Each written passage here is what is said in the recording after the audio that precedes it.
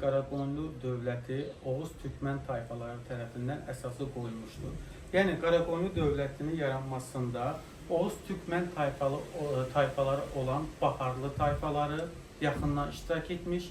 Eyni zamanda Ağac Ərilər tayfaları vardı ki, bu tayfalar 5-ci əsrdən Azərbaycanda məskunlaşmış və Monqol yürüşləri zamanında isə Xalxal bölgəsini idarə edirdilər. 7-ci əsrdə Türkmənlər və Sədilər isə Naxçıvan və Sürməlidə yerləşmişdilər.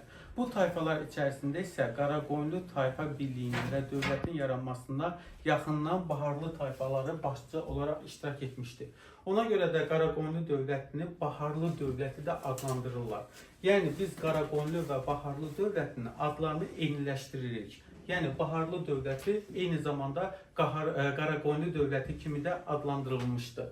Qaraqoyunlu dövlətinin 14-cü əsrin 70-ci illərində